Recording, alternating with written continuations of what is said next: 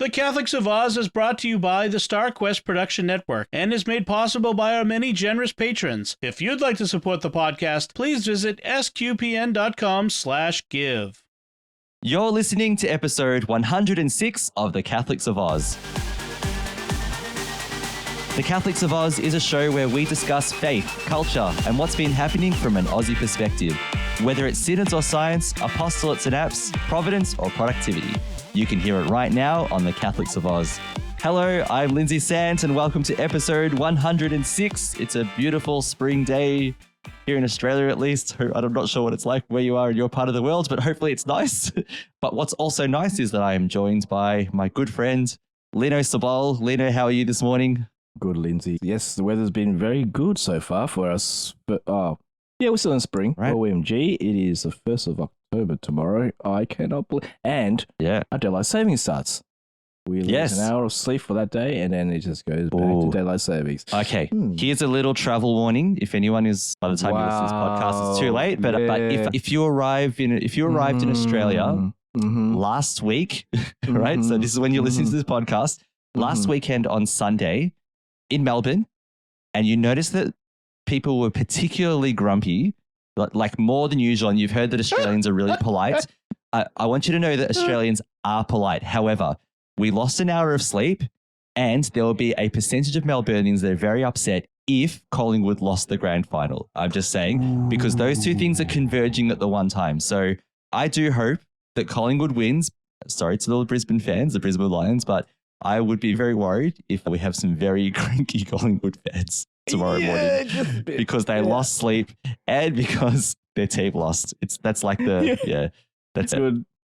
Combination. Double trouble. Double trouble. Double trouble. For me, trying to think back, I can't remember the last time Collingwood did beat Brisbane Lions in the grand final. For sure. Yes, it'll be a tough match. 2001, Essendon lost to Brisbane. And 2002 and 2003, Collingwood lost to Brisbane, both grand finals. But look, that's way back. Sports changed, all that stuff. So this is a whole new day, a whole new grand final. And look, these two teams are worthy to be in. If everyone knows that I like my sport and everything. I follow it a little bit, be it here and there. But those two teams have been doing well this season. So that should be a good match. They've scratched their way through to the final, And for any American listeners, Australian rules football is that one with the oval-shaped ball, just like the NFL, so very similar. Except we kick it around, try and catch it, and just basically jump all over each other, try to get it and kick it between two sticks. That's pretty much how it works. Yes, right, look, that's all you need to know. I might be getting into trouble about this, but it is a combination of rugby and Gaelic football. So for the Irish, for all Irish listeners who are listening. Yeah, it's like that. So instead of Gaelic football where we keep on going, we have to stop every time we mark the ball. That's right. And so for Gaelic football, I think they keep on going. And it's like soccer too. I like Gaelic football. It's like footy and soccer together. That's like the best things combined, isn't it? Yeah, best of both worlds. Yeah, that's right. So it's like that. But it's, goodness me, it can be a bit very rough. So that's our sport. That's all. That's our sport. Yes. Yep. All right. So with that in mind, let's move on. So first of all, by the way, she mentioned Caroline is also not with us again today. So Caroline is very busy today. She has young Harry's birthday party. She has family over. She had been a little bit under the weather, so she's just a little bit overwhelmed at the moment. She will be back hopefully soon to take over science. I would love for her to do that because I'm reading the science. We've been doing our best. We've been doing our best. Yeah. Let's just say that sometimes the science topics can be harder than Roman concrete. That's all I'm saying. Yeah. And that's hard, all right? That's You know the toughness, right? Yeah. Very tough. Yeah. Yeah. No pun intended. No pun intended. Yeah. Definitely pun intended. Yeah. Yeah, definitely. Yeah. All right. So with that in mind, if you're new to listening to the Catholics of Oz and you're thinking, what on earth is going on? Subscribe so you can get more. Listen on Apple Podcasts, Google Play, Stitcher, TuneIn, or your favorite podcast player. Don't forget to give us a 5-star rating and some positive feedback so that we can hear from you and also reach out to new people as well. Building community is what we are all about at this podcast. SQPN also hosts the Catholics of Oz on YouTube. You can subscribe by finding SQPN and hitting the bell to get notifications when new episodes of this show and all of the great shows on StarQuest are released. And I just remembered, I didn't put this on my notes, but I do want to shout out the brand new StarQuest show called Secrets of Sacred Art. They've got a new show where they go through a different aspect of sacred art each week. I just listened to the first one and I absolutely loved it. Just listening to people talk about different aspects of art and doing some of their own things creatively was really beautiful. So I just want to recommend that one. Nice. I think sacred art is obviously art. I've talked about art on the show before. I'm not an expert. Yeah, we have. That, I've talked about religious art. I think, religious art is just a beautiful way to engage with the gospel and with our faith and enhance our prayer life. So I am all for it. I'm all for a show like this. Yes. So with that in mind, let's talk about Faith Beyond Borders. Well, I'm actually feeling rather good about this. I think we've all arrived at a very special place, eh? Oh. Spiritually, ecumenically. How do you make somebody love you without affecting free will? Welcome to my world, son. You come up with an answer to that one, you let me know. Yes, I had to work very hard to pass Latin and theology. Oh, quite. Those are, of course, the most important things. Oh, yeah. I'd sit this one out, Cap. I don't see how I can. These guys come from legend. They're basically gods. There's only one god, man. And I'm pretty sure he doesn't dress like that. I want to visit a topic that we have talked about before, but I just want to revisit this. I was going to say one more time, but it won't be one more time because there'll be more later on. However, so in the church, the international church, the worldwide Catholic Church at the moment, a big gathering is happening. Not World Youth Day, we've talked about that already, but big in, not in the terms of number of people who are going, but big in its importance for our way of being church into the future. And that is the Synod on Synodality. Now, if you go through Twitter, don't go through Twitter, maybe not, because you'll hear all kinds of interesting theories and you'll see some combat going on about why we should or shouldn't and why it's from God or why it's from the devil or whatever it might be. What I would suggest is that Beyonce had the best advice, which was to take all of that, put it in a box and move it to the left. I would just say do that, all right? Not the political left, just to your left so it's out of the way, all right? What I'd suggest is people have heard all kinds of things about it and some people are afraid and some people are excited. I would say maybe, and this is just Lindsay talking, all right? I'm not the arbiter of all knowledge on all of this kind of stuff, but I would say that maybe one way to approach it is prayerfully. This is my advice, is to approach the Synod prayerfully. The Synod is, in my interpretation, a giant month of prayer. That's essentially what it is. It's a giant month of prayer, and within that prayer is discussion of the different things that are going to be spoken about. Now, we went through the Instrumentum Laboris or working document and the worksheets in a previous episode whatever it was, but it wasn't that long ago. Yep. No. Just flick back a few in the archives, you'll find it. Catholics of Oz Greatest Hits, you'll find it. Yeah. Here's one from 2023. Yes. Which was only a few weeks ago. Yeah. Oh my goodness me, so fast. Yeah. We've discussed the working document and some of the things will be discussed. Obviously, we can't go through the entire document because it's huge and 25 minutes of a podcast to go through it. However, I've encouraged people to read it and I think it's worth reading to see what our Synod gathering is going to be discussing. To add to that, though, I wanted to add an Australian perspective on the Synod. I've got two to add here. One is a short article that was written by Bishop Shane MacKinlay on September 26th. Now, Bishop Shane, he was elected by the Australian Catholic bishops to represent Australia, one of the representatives in Australia at the Synod on Synodality. He was also the vice president of the Plenary Council, which we've spoken also and done an episode on before. I'd like to share some of his thoughts, his pre-Synod thoughts, and then after that, just share some other information on the Synod.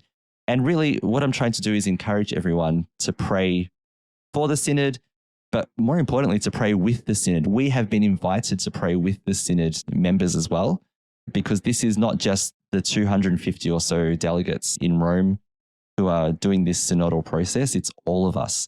And look, it is all of us walking together. This is our calling as Catholics. Walk together, share the gospel together, right? Not be little islands of faith disconnected from everyone else. So this is about uniting the church more. So I'll get off my soapbox and stop preaching and I'll actually talk about what Bishop Shane said. Yeah. Walk with me, Lino. I will walk with you, bro. Yeah. Let's do it.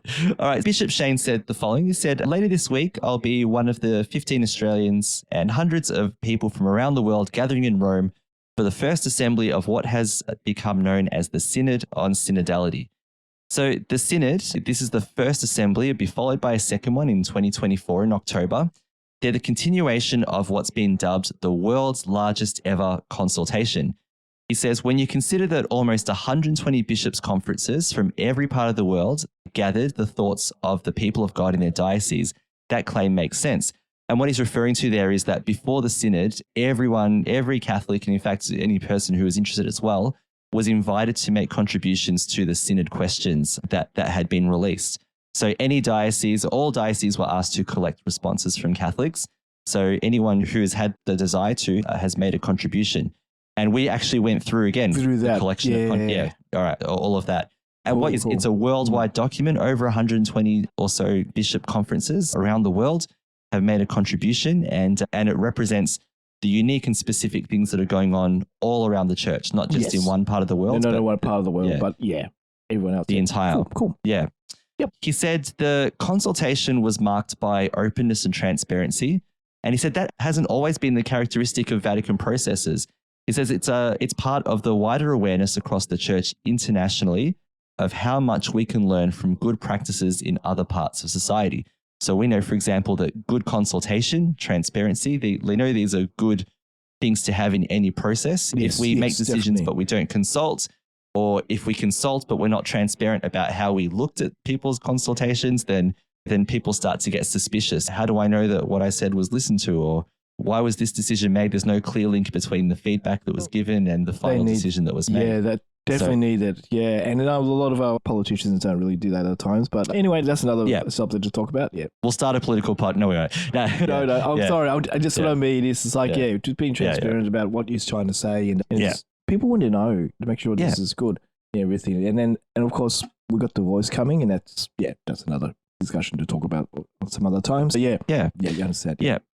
Yeah, so he goes on to reflect that much like the Fifth Plenary Council, the Synod's process reflects a conviction that by sharing the fruits of the community's prayer, conversation, discernment, we can build a shared spiritual and emotional investment in what's being discussed, as well as having new opportunities to hear the voice of the Holy Spirit. The Australian Church has actually done something similar to this already in the Plenary Council.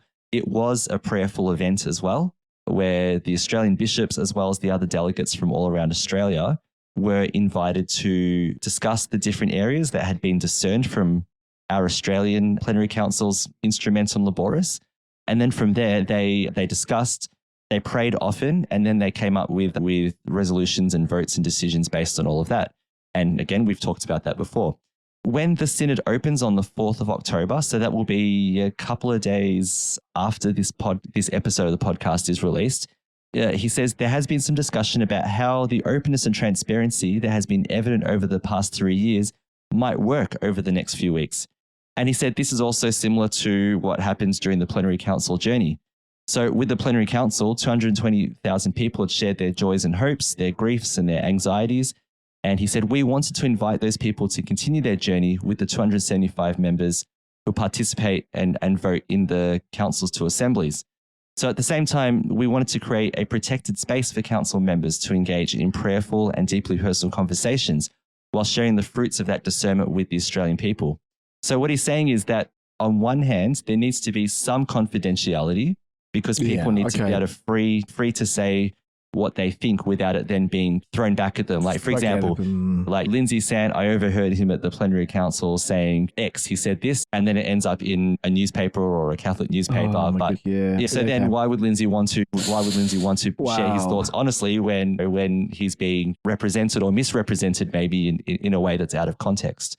So there's this balance of transparency and confidentiality as well that needs to happen. He said, however, in the Australian Plenary Council's example, the daily updates through stories, photos, and videos sought to capture the essence of the discussions and the spirit, and indeed the Spirit, the Holy Spirit, that was present in those conversations. So I remember during the Plenary Council, there was a podcast every day and like a video Catholic media. So like Catholic media organizations were invited to also interview whoever was brought up as delegates each day to talk to the media. So that did help with transparency because they honestly shared their thoughts about what happened, but they did it without saying, yeah, but when Lindsay said this, I was really disappointed. So so it was done in a spirit of openness and honesty, but without the kind of like intrigue, that kind of stuff, the sensationalism and things like that. He said that the Australian Council members were able to share their own experiences and their views on important topics that were on the agenda as they chose, but with an understanding that the views of others were theirs alone to share. Yeah. At this stage, it appears that during next month's assembly for the Synod on Synodality, the priority will be on ensuring that the confidentiality of the conversations in the Spirit is protected so that there can be a free exchange of people's thoughts across the questions that we'll be praying with and reflecting upon. Before I'll discuss that in a moment, I'll just go do this next part. He said that Pope Francis, when he was asked about the Synod, said, "There is one thing that we must safeguard, the synodal atmosphere. This is not a television show where you talk about everything. No, there is a religious moment. There is a moment of religious exchange." And he said, "We know that faith is one of the most deeply personal parts of our being. Sharing our innermost thoughts on such matters can be hard, and it's certainly important that any vulnerability in those moments is respected." So I guess maybe what's important to say here is that again, the Synod will have lots and lots of moments of prayer, of invoking the Holy Spirit to guide their hearts and maybe our hearts as we pray along with the Synod, to guide all of our hearts in moving our church to be, again, to work together, to walk together, to pray together, to be more focused on Christ together than we've ever been before. And that's not a bad goal to have. Right? It's a good goal. Our closeness to God, as much as we can possibly do through the Holy Spirit, is such an important thing. So, however, what it means is there are going to be what he calls conversations in the Spirit. It's in air quotes there in his document. And what he means by that is, after a period of prayer, people are going to share what has come to them while they prayed about a particular topic. Now, not every view will necessarily be a good one. Some will be great, some will not be so good.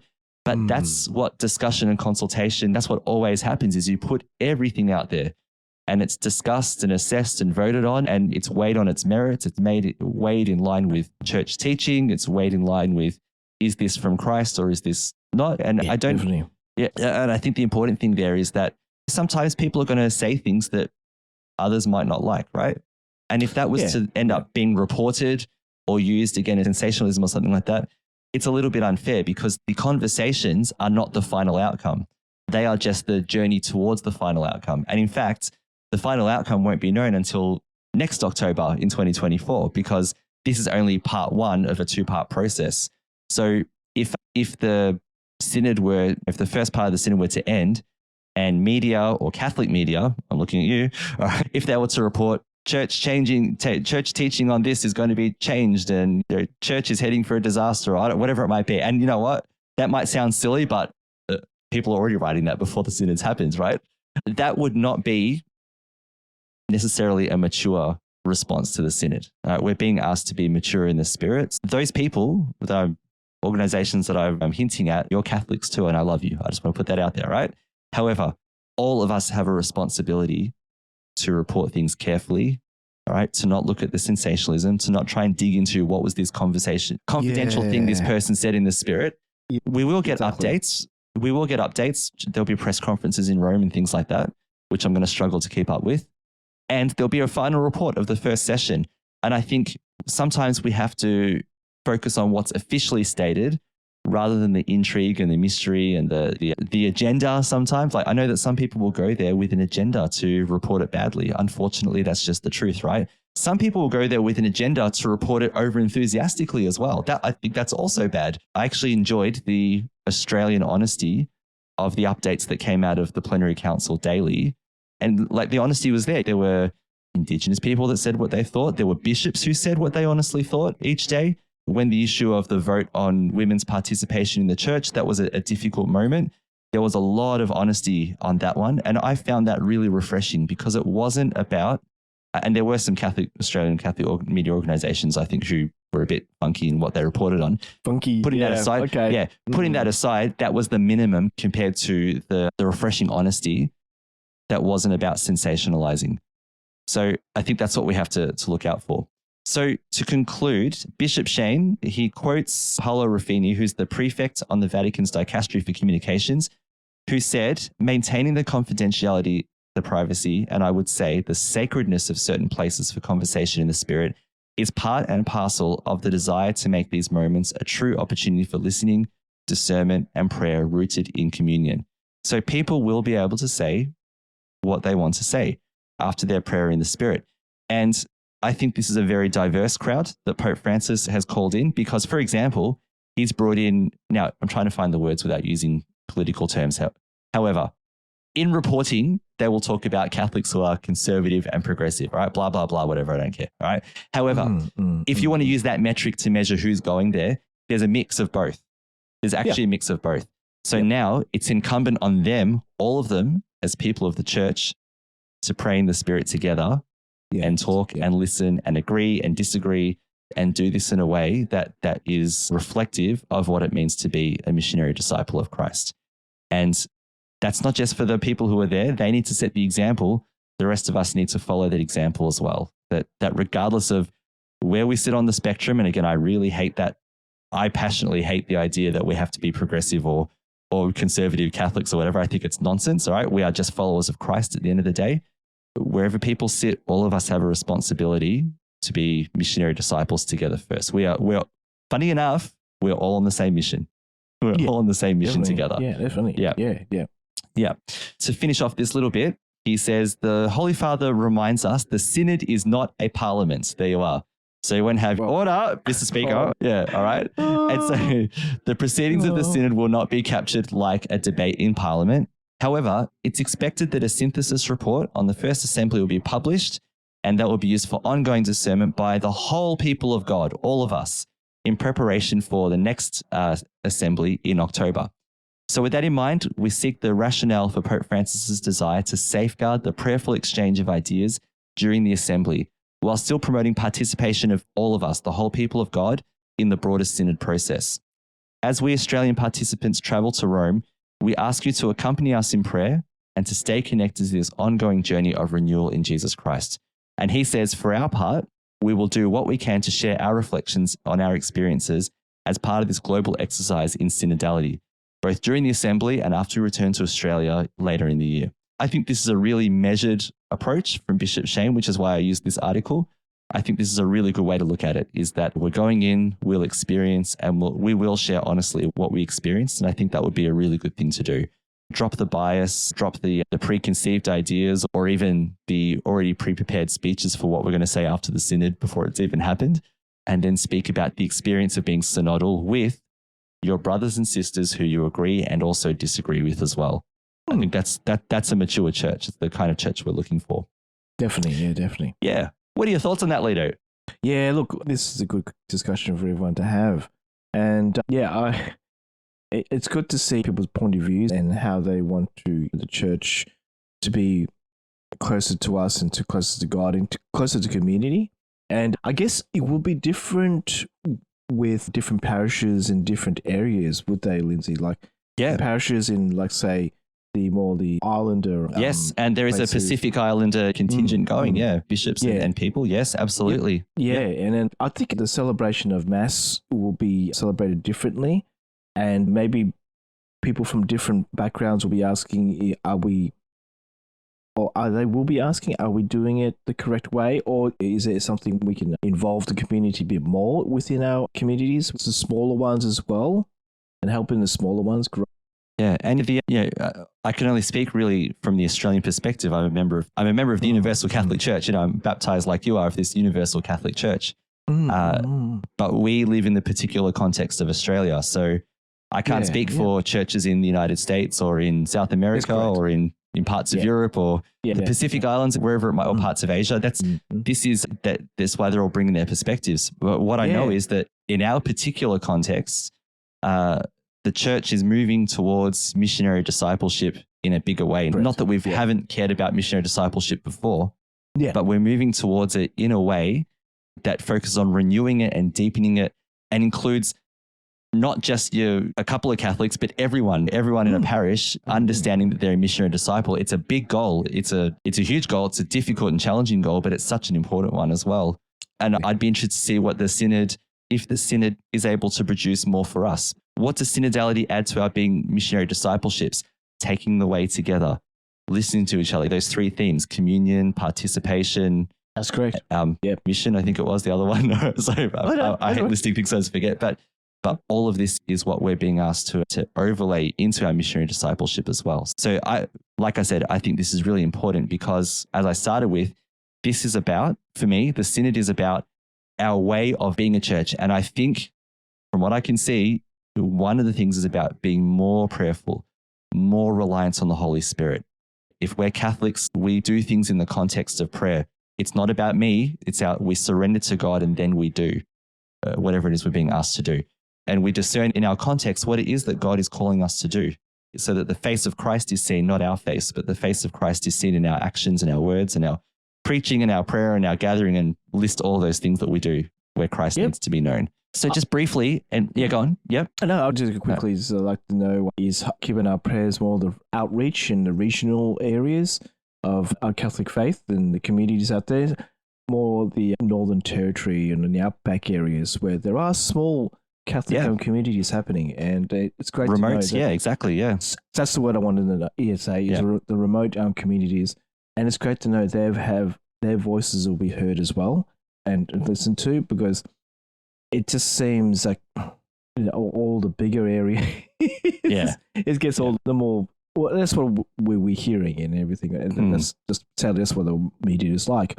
But it's great to know these more rural areas in our Catholic faith and the Catholic community are having a voice in asking how can we share our love of God throughout our rural communities and know that.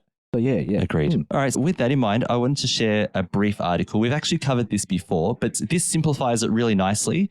And it is 8 things to know about the Synod, the October Synod on synodality in Rome. This was also published on the 27th of September. And is written by Maria Weering from OSV News, which I think is our Sunday Visitor, with the Melbourne Catholic. Now, I'm not going to go extensively into this. I'm just going to do the SparkNotes version. It's a lot briefer. But it's just 8 things to know about the Synod. So if you're not sure and you want a really simple explainer, it takes about 7 minutes to read. It starts by saying the eyes of the Catholic world will turn to Rome on October 4 as the Worldwide Synod of Bishops convenes on the feast of St. Francis of Assisi to focus on synodality, the understanding what it means in terms of communion, participation, and mission. I was right, thank God for that, in the church. And here's what it is, how we got here, and what to expect. So the first thing is the Synod on synodality is 3 years in the making. So this is not a flash out of the pan idea, but this has been, the preparation for this and the consultation has been going on for at least 3 years. Synodality is the action of the Spirit in the communion of the body of Christ and in the missionary journey of the people of God. And I think I explained that already, but that's a definition of synodality. It's the role of the Holy Spirit in the church and in our missionary activity as baptized people. The third point is a synod is a meeting of bishops. It has ancient roots in the Catholic Church's history and continuity in the Eastern churches. It did decline in our Latin church that we're called the Latin Rite. The modern Synod of Bishops was instituted near the end of the Second Vatican Council. So Pope Paul VI brought these synods back in, or renewed them anyway. Number 4, the Synod on Synodality is the 16th Ordinary Synod since the Global Synod of Bishops institution. Number 5, the preparations for the Synod on Synodality sought to be the most extensive ever, with an invitation to every Catholic to provide inputs. And then that ends up in the Instrumentum Laboris, which we spoke about. Right. Yep. The Synod on Synodality's objective boils down to answering a 2-part question. So let's have a look at that briefly. The current synodal process we are undertaking is guided by a fundamental question. How does this journeying together take place today on different levels, from the local one to the universal one, allowing the church to proclaim the gospel? And what steps is the Spirit inviting us to take in order to grow as a synodal church? So that's the question that's part of the focus there.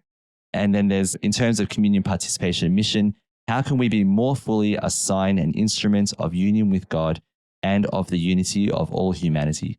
So there are a lot of questions there for them to have a look at. Number 7, for the first time ever, non-bishops, including laymen and women, have a vote in the Synod. And we broke down those statistics in our previous episode, but it's here in the article if you'd like to have a look. And October 8th meeting is just the beginning. What's that song? It's only the beginning. Yeah. There's so many songs with that word. Yeah, with that phrase, bro. Yeah. Right. Yeah. So this is just the beginning. What I thought should be, I've already mentioned that part 2 will the second session of the Synod. It's not actually ordinary to have two parts. Usually it's just one part in a Synod. So this is unique in the sense that there are two, part one and part two, in the modern church anyway. Oh, okay. But there's a few things to know that this is I mentioned it's very prayerful, and I can't understate this or overstate it enough, I should say. So prior to the Synod, Pope Francis, and this has already happened at time of recording, or is going to happen actually, Pope Francis will preside over an ecumenical prayer vigil at St. Peter's Square on 30th of September. The participants will attend a retreat from the 30th of September to the 3rd of October in Sacrofano, about 27 k's north of Rome. The retreat includes morning meditations offered by Dominican Father Timothy Radcliffe of the United Kingdom and the Benedictine Reverend Mother Maria Ignazia Angelini of Italy, and afternoon small groups as well as Mass. And the reason for this is I think what's going on here is that the Synod members are going to be shown the prayerful way, start the prayerful exercises now before the Synod begins. So moving into that, because this is a whole month of prayer. This is a big deal, right? This is going to be very exhausting in some ways because they're really going to be deepening their bonds with God in a big way. So these two spiritual teachers are going to be showing them how to do that, leading them into it, so that people aren't just turning up there for a parliament, but they're turning up there with the attitude of prayer. The Taizé community and other organizations are organizing to meet in Rome on a weekend called Together, Gathering the People of God, for young people to pray for the Synod.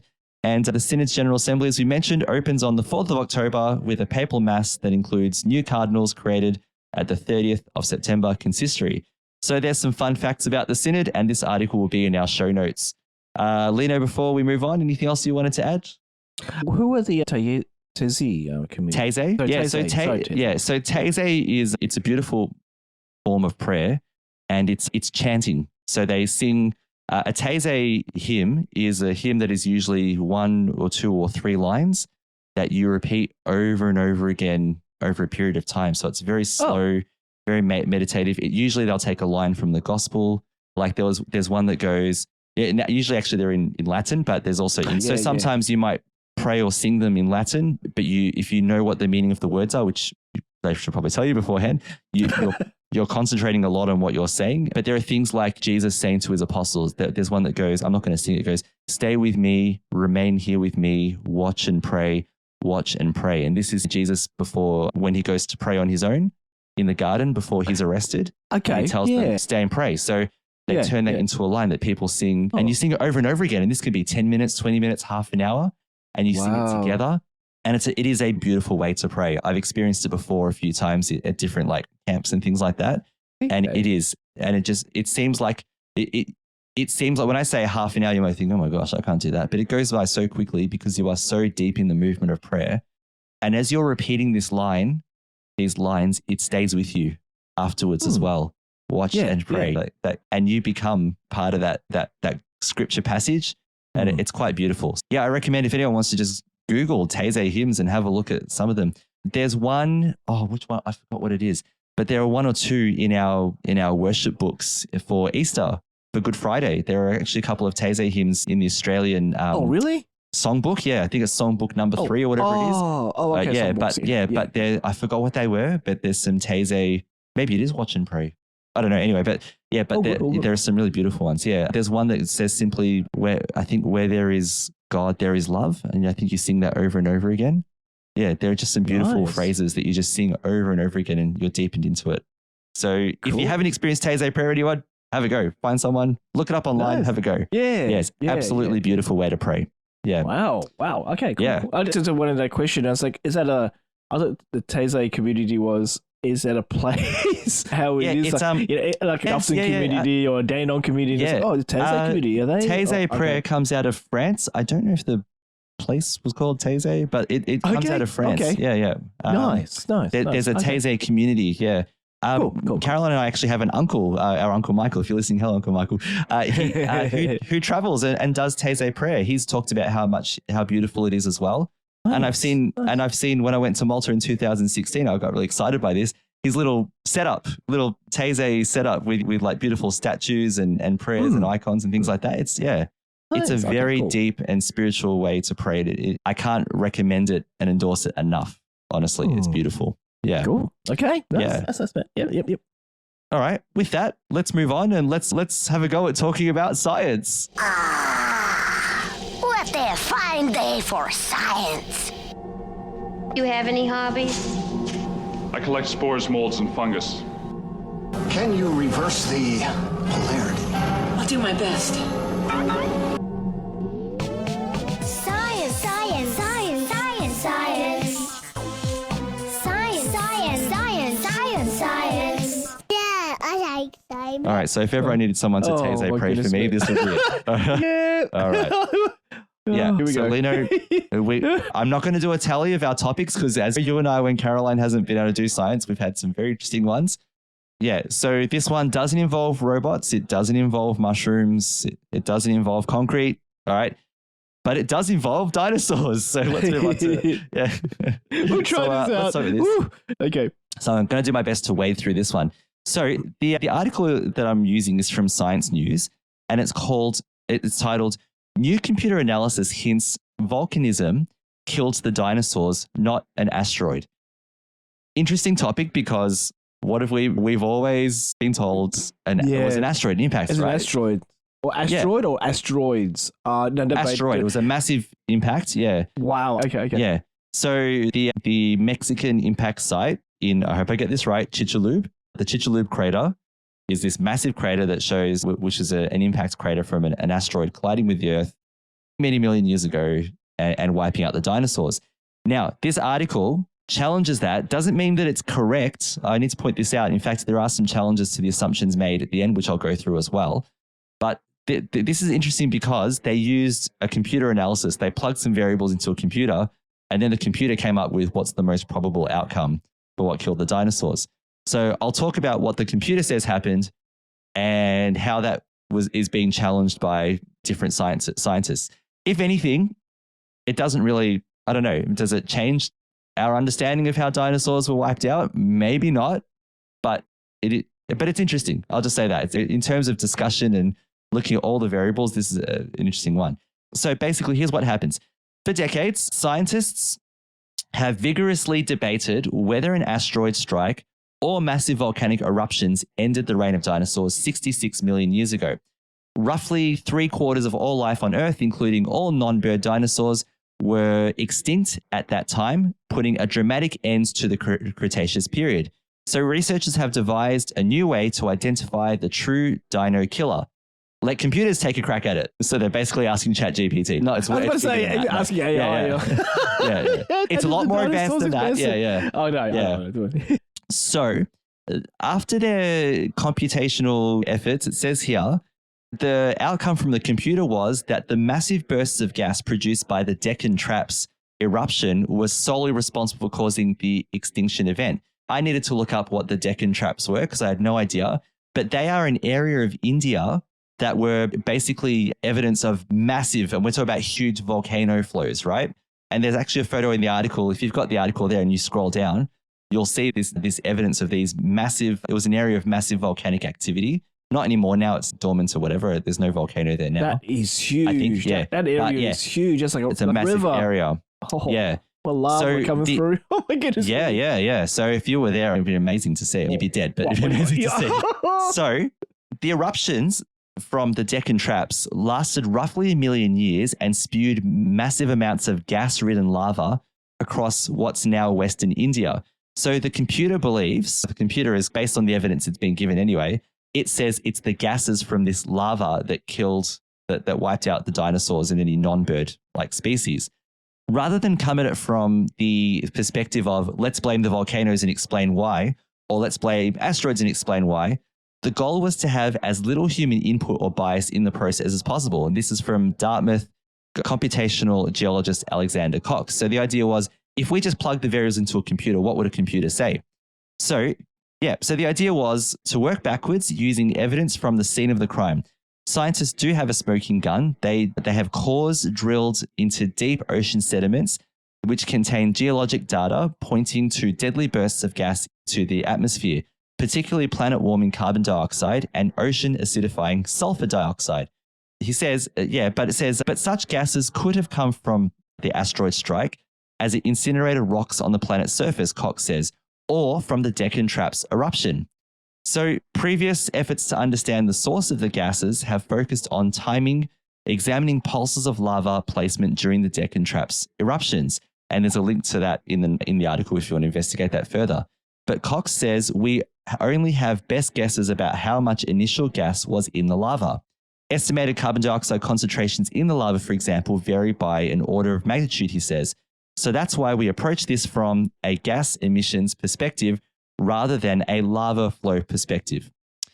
The researchers, they used a statistical model called a Markov chain Monte Carlo approach, to which I say, well done. I have no idea what that is. So that part, maybe Caroline can do some more research into. But that's what they used. And for any scientists out there, you can decide if that's good or not.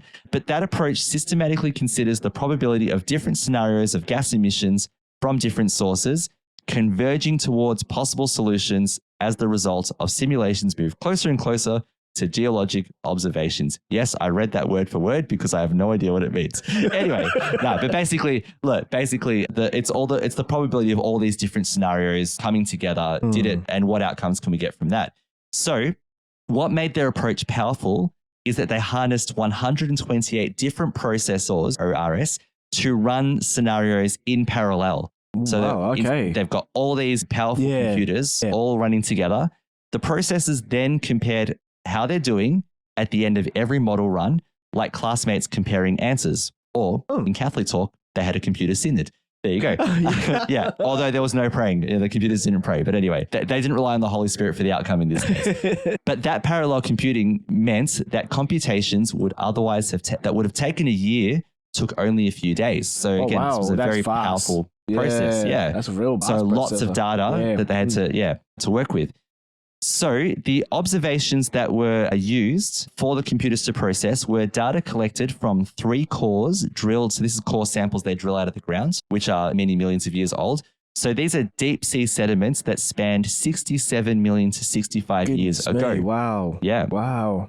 So just a little bit ago. Yeah. And in these sediments, foraminifer ocean-dwelling microorganisms whose carbonate shells contain different isotopes or forms of carbon and oxygen. So within the shell of these fossils and sediments is carbon and different isotopes of carbon. So very old, and that can be used as part of the measurement.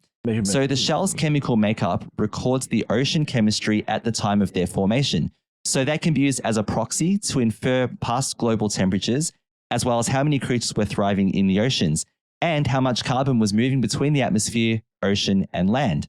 And remember that the theory that the computers came up with is that it's the carbon and other gases from the lava that wiped everything out. Yeah, it would have. Yeah, so these proxies can be used to measure how much carbon, how much life there was at that particular time. The simulations determined that the amount of gas spewed into the atmosphere from the volcanism alone was enough to account for the changes in temperature and carbon cycling determined from the foraminifer data in the drill cores. So the computers decided, yep, the gases did it, right? As for the asteroid strike, which formed the massive Chicxulub crater in what's now Mexico, it probably did not produce a big spike in carbon dioxide or sulfur dioxide. And this is, again, what the computer analysis found from crunching all the numbers. Oh, wow. Okay. All right. So that's the conclusion that these supercomputers made with the data they were given. Does the science community agree? Not necessarily. Not necessarily. All right. So now, So let's let the go on. No, but I understand both sides. Yeah, Lindsay. Yeah. Yeah, it makes sense that if there was a lava eruption and, like you're saying, all the gases and everything just contaminated. And millions of years worth of eruptions as well, right? Exactly. A massive, it's not one volcano, it's about a huge. It would have, the sad reality was, it did wipe out the whole dinosaurs, and it would have wiped It's entirely possible, right? Yeah. However, not all scientists agree with the modeling from the computer. All right. And this is where scientific debate goes on. In fact, I think the conclusion would still be that it was the asteroid. However, it is interesting because it generates important debate. Here's the kind of the rebuttal of all that. But many scientists are not convinced that these findings provide the ultimate answer to this long-standing complex question. No, I don't think it will be. It's an ultimate answer. I agree with that. Yeah. So Sierra Peterson, who's a geochemist at the University of Michigan in Ann Arbor, said it's an elegant way to address the problem it gives freedom to find consensus solution. It takes multiple proxy records into account, but says, however, like any model, output depends on input. And this, all right, so correct. Yes, correct. Yeah, so the scientists were able to, they were able to wipe out bias, human bias, which is really good. But the computers can only work with the information that they're given. That makes sense. Yeah. Yep. So the question that the scientists have is, was the input enough for an accurate conclusion to be made? Peterson notes that foraminifera shells are not an ideal proxy for ancient temperatures, as the oxygen isotope ratios in these shells can change not only due to temperature, but also due to seawater composition. Different temperature proxies would likely lead to different patterns of gas release reproduced in models. So now seawater affecting the composition and temperature of the seashells could also account for these isotope ratios in the shells. And this could change the computer or influence the computer's processing and outcome. She adds, the mass extinction culprit then, she says, it's a bit of a leap to say that this study shows the impact, that the asteroid impact didn't cause the extinction. I think what it shows is that the impact was likely not associated with large gas release, but the asteroid, she says, could still have had other deadly impacts on the planet's environment. So the computers, she says, are probably accurate in saying that gases weren't released by the asteroid impacts. Yes, that was the volcano. But she says, what about the other effects of a deadly impact of an asteroid? So she's paleoclimatologist from the University of Connecticut who says that the Chicxulub impact led to many devastating effects beyond carbon dioxide and sulfur dioxide emissions, which are explored in the study. So those massive clouds, for example, of soot and dust that were kicked up from the pulverized rocks due to the impact is another thing. Yep. Research has suggested in the past that this dust may have dimmed the amount of sunlight reaching the Earth by as much as 20%, which most likely induced a frigid winter, which changes the habitats that animals rely on, and swiftly killed off the habitats and plants, which then had this knock-on effect to dinosaurs and other non-bird species as well. So what's more, the new study suggests that the asteroid impact didn't have a long-term effect on the planet's carbon cycle, based on carbon isotope data recorded in the foraminifera shells for the million years after the extinction. There was an abrupt drop in the abundance of those creatures corresponding to the time of the impact, Tabor says, and says this: the rapid rate of change caused by the Chicxulub impact was likely responsible for its effects on life. Okay. Yep. So to conclude, it says many geochemical records spanning the extinction event, as well as this modeling work, cannot capture well the rates of change associated with the Chicxulub impact. And this is Tabor speaking as well. The impact, he says, may have released significantly less carbon dioxide and sulfur dioxide than the Deccan traps, but it did so almost instantaneously. So even if the asteroid impact released fewer gases overall, Tabor says the speediness of that release could have been devastating all the same. Yeah. Does the modeling help us reach a definitive conclusion that volcanic gases killed all the dinosaurs? No, it doesn't. No. But it does. It does release this interesting conversation over the effect of the gases, the effect of the asteroid impact, and the ongoing impacts. Sorry about the pun, of the asteroid in Chicxulub as well. There's some interesting things to think about. And if any American listeners made their way to Mexico and has seen the impacts crater, we'd love to hear what your thoughts on this are as well. I'll have to go back and have a look in Google and have a look at this. But yeah, it looks whoa, wow. Yeah. If anyone has any thoughts on what killed the dinosaurs, we would love to know. And you are not allowed to say it was aliens. It was not aliens. Definitely not. Yeah, no, definitely not. Definitely not. Unless there was unless there was like a learner driver alien who made a mistake, took a wrong left at a traffic light and hit an asteroid and knocked it in Earth's direction. All right. I'll give you that, but you're going to have to dig really deep to prove that to her. Yeah. It was like we still have asteroids still falling onto Earth, but of course they are much smaller. At the start they are big, and you know what it is, they disintegrate in the atmosphere and just become little tiny things and little shooting stars for us to enjoy in the night sky. Yeah, exactly. And look, I must admit both sides of the story of the research and everything that's been going on. And I understand people concerned putting the amount of information they can into a computer. It's like saying, you want to make a coffee. The only thing you put in is just the coffee beans. That's it. You know what I mean? So that's coffee for you. Maybe the women have to put more research into putting what's going on. But what's going into it? But now I want coffee. Thanks. Oh, sorry. We use computer modeling already, really, but it has a lot of potential. And it can do some pretty amazing things. And I think that scientists probably just need to consider what data they're inputting because, again, what were they trying to do? They were trying to come up with a consensus that erased human bias. And I like that. That's good.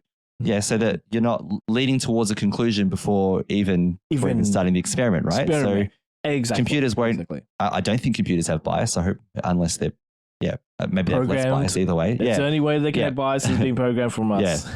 That's it. So anyway, they have a BIOS, but that's it. Yeah, it doesn't. Oh my goodness me! Boom! There you are. Oh, remember those days?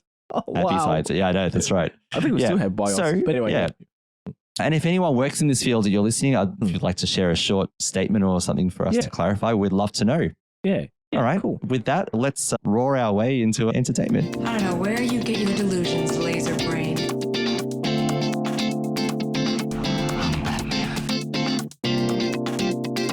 Not what we came here to do. No, but it's what I'm going to do. I have a plan. You've got a plan. I have part of a plan. Are you not entertained? Are you not entertained? So, let's talk about entertainment. This is going to be a brief one. So, Lino, you told me that you were trekking your way through some more. It's been good. Next Generation. Yep. It's been good. Like, so where are you up to now? Where are you? Yeah. Yep. We're up to our last season of Next Gen. Maybe episode 10. Don't quote me. So it's been almost there. Yeah. Yeah, almost there. It's almost there. So it's been good. Been good. I think I've asked you if the movies are on Netflix, but unfortunately not here. No. They're all on Paramount Plus. Plus. And I was looking forward to. I know we'll talk about this soon. I wanted to watch Lower Decks, and that's been taken by Paramount Plus as well. I love that show, but now you're like, which I've been enjoying, by the way. Yep. I know. I think because I know that you're doing this to prepare for Star Trek Picard, you really do need to watch the movies. And not all of them, but I would just say watch all of them anyway. I'd say watch all of them anyway. You kind of, because there's lots of, the thing is Star Trek Picard has lots of subtle hints and sometimes deep cuts and sometimes previous things that have happened impact the current story in Star Trek Picard. So if you want the full experience, the nostalgic kick that comes out of it, you need to watch the movies. Even interestingly, the soundtrack from one of the movies impacts the series in a way which I can't talk about. Yeah, okay, which I kind of love. I actually like what they did with it. But that's so even like soundtrack, like little bits and pieces of like hints from movies that they insert. It's really smartly done. So, nice. Yeah, Star Trek Picard is great. I love the third season is great. But if you want to watch the third season, you got to watch the movies. And you have to watch a bit of Star Trek Voyager as well. True. Okay. Or maybe a lot of Star Trek Voyager. Yeah. Oh, no. I hate to do this to you.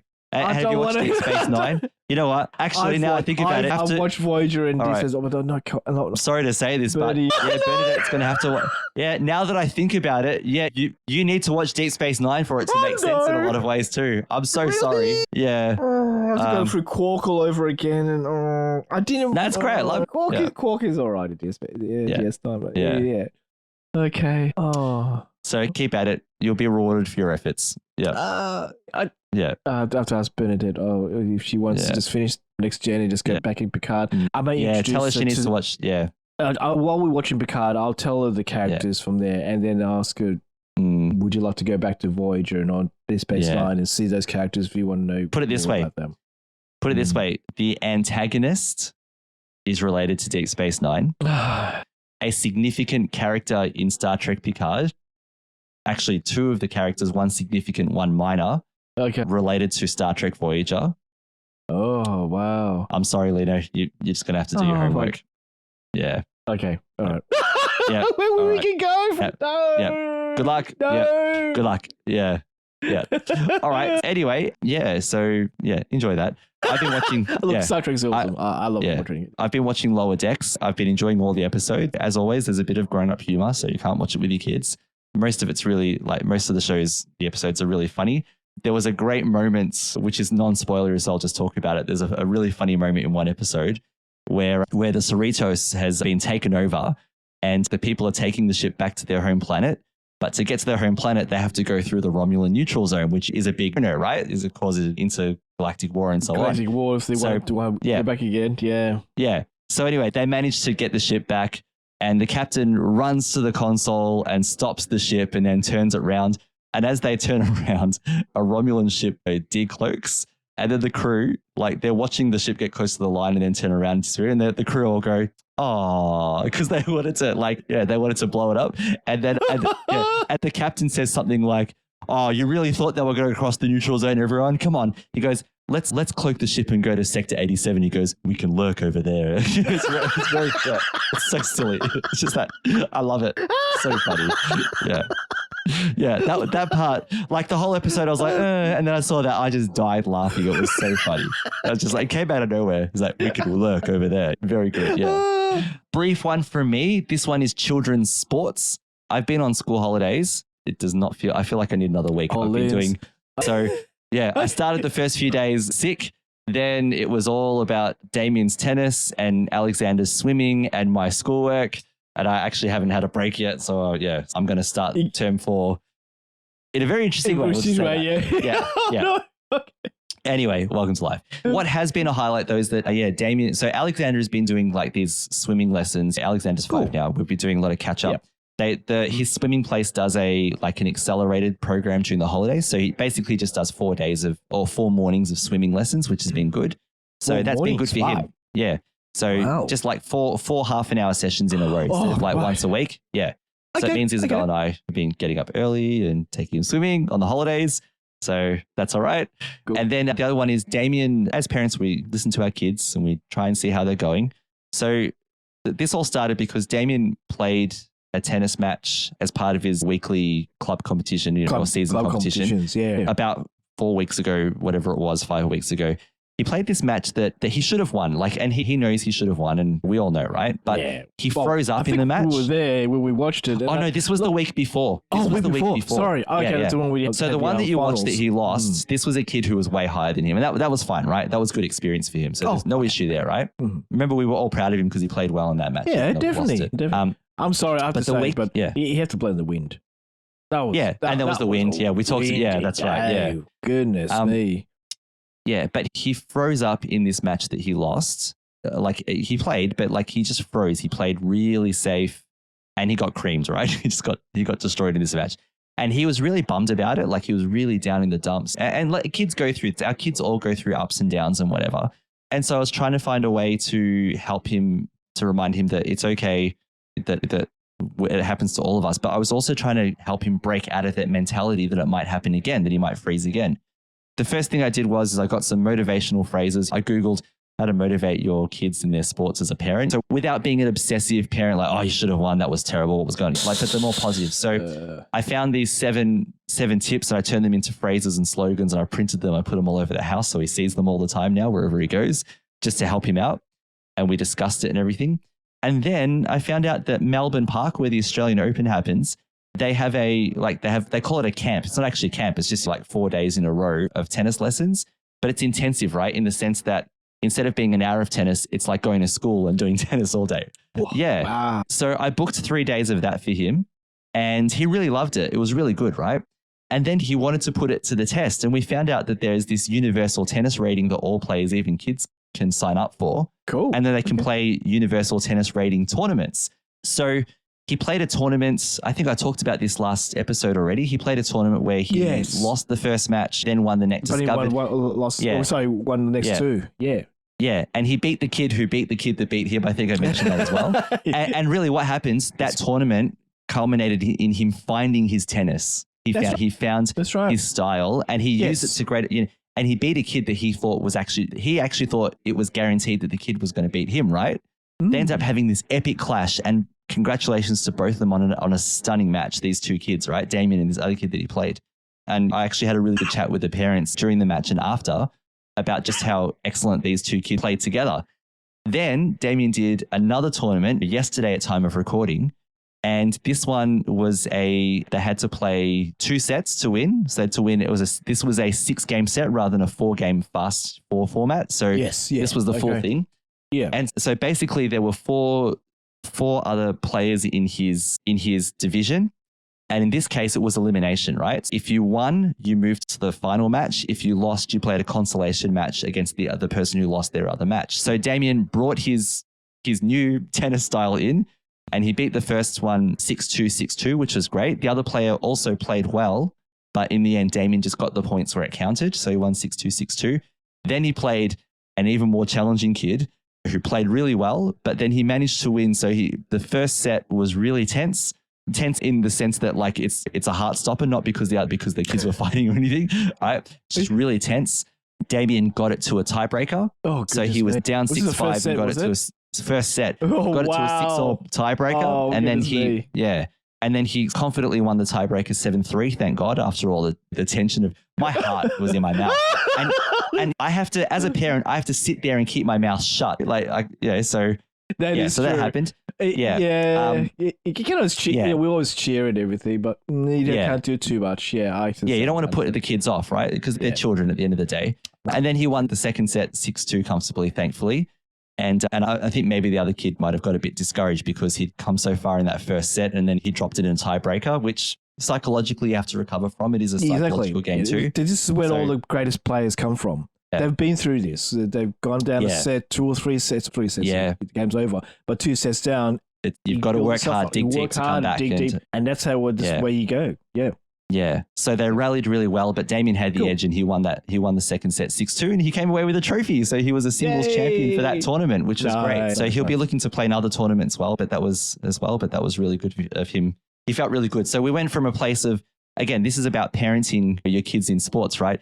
He went from a place where he was rock bottom and he's come back and he feels on top of the world. Not arrogant or anything, but just he feels more confident about his tennis now. So, exactly. Yeah. And as a parent, thank God, mission accomplished. There was a lot of prayer involved in this as well. Not like I pray he wins, but I pray that he finds himself. Exactly, the journey. The Spirit will open his heart on the journey where he was going on.